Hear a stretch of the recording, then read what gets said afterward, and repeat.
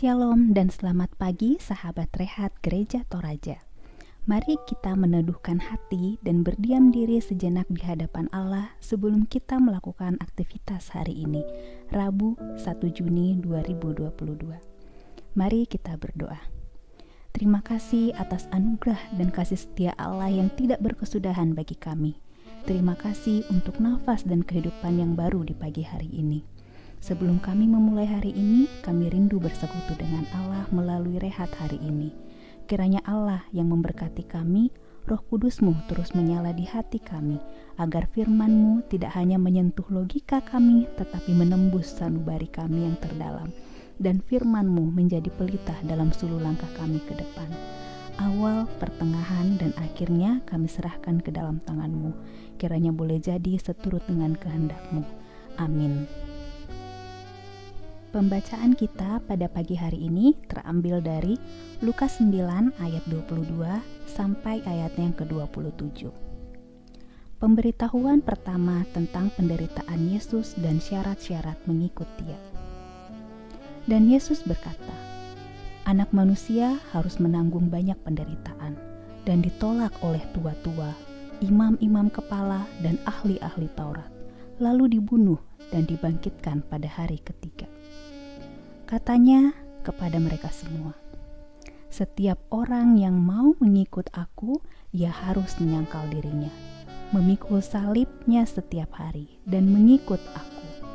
Karena barang siapa mau menyelamatkan nyawanya, dia akan kehilangan nyawanya. Tetapi barang siapa kehilangan nyawanya karena aku, ia akan menyelamatkannya.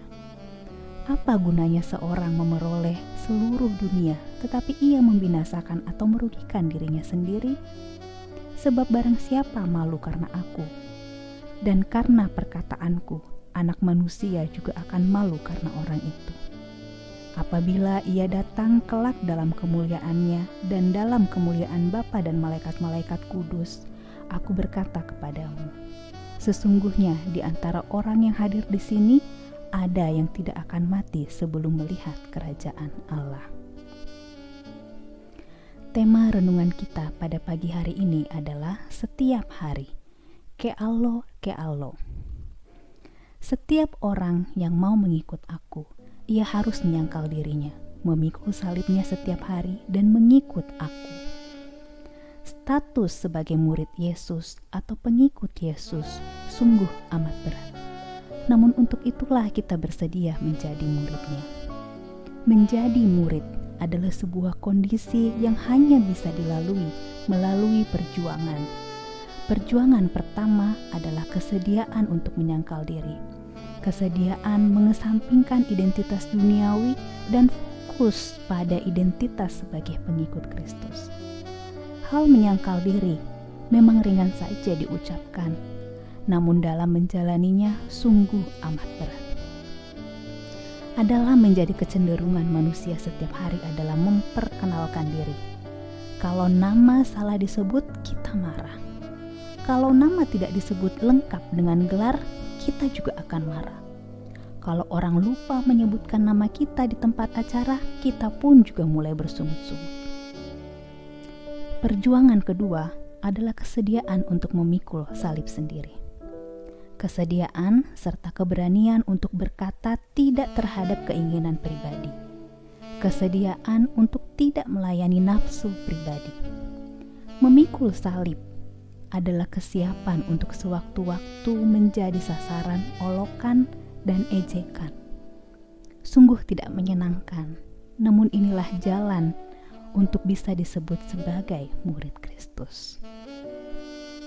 Cara ini telah dialami bahkan dicontohkan oleh Yesus, seperti ketika ia digiring ke Golgota sambil memikul salib sendiri. Ia berdoa di taman salib. Yesus berjuang mengalahkan keinginan diri sendiri dan berserah penuh pada keinginan Bapanya. Setiap hari, hidup orang percaya adalah perjuangan untuk menahan dan mengalahkan keinginan pribadi. Karena itu, jadikanlah hari ini sebagai kesempatan untuk mengalahkan keinginan diri sendiri dan teruslah berserah kepada Bapa sebagai sumber kekuatan kita. Mari kita bersatu di dalam doa. Bapa yang ada di sorga, kembali lagi kami ke hadirat-Mu mengucap syukur untuk firman yang telah Engkau sabdakan kepada kami. Sekiranya firman-Mu ini tidak hanya menjadi pemahaman kami secara kognitif, tetapi holistis, sehingga kami boleh terus mendapat kepekaan untuk melakukan yang terbaik sesuai kehendak Tuhan di tengah-tengah keterbatasan kami. Kami boleh terus hidup menggumulkan dan memaknai hidup kami di dalam kebenaran dan kasih setia Allah, dimanapun Allah menempatkan kami. Di antara kami saat ini mungkin ada yang memikul beban yang begitu berat, kehilangan orang yang kami kasihi, berjuang memperoleh kesembuhan, baik di rumah maupun di rumah sakit, dan berjuang untuk mendapatkan kehidupan yang lebih baik. Kiranya Allah yang selalu merengkuh hati kami, meneguhkan kami bahwa ada harapan yang besar di dalam Tuhan. Tolong kami agar memahami pergumulan ini adalah bagian yang Tuhan boleh pakai untuk membuat kami semakin bertumbuh serupa dengan Kristus. Dan kami boleh berjalan walaupun harus berjalan setapak demi setapak, tetapi ada sukacita di dalam Tuhan. Berdoa untuk komunitas gereja Jemaat Tangerang, terkhusus bagi para pelayan Allah, pendeta, pekerja gereja, majelis, pengurus OIG, dan pelayan Tuhan lainnya, agar senantiasa tetap diberi kekuatan dan menjadikan mereka tetap setia di dalam pelayanannya terhadap Engkau. Kami juga memohon belas kasih-Mu kepada pemerintahan negeri ini, baik dari RT, RW, camat, wali kota, dan presiden, agar senantiasa memberikan pelayanan yang terbaik kepada masyarakat di seluruh negeri kami tercinta ini. Hikmat dan tuntunan dari Tuhan menyertai mereka untuk menjadi pemimpin yang berkenan di hadapan Allah. Mereka boleh melayani dengan hati yang tulus dan terus berjuang demi persatuan dan kemajuan bangsa Indonesia. Amin. Demikian rehat kita hari ini. Salam sehat dan selamat beraktivitas. Tuhan Yesus memberkati.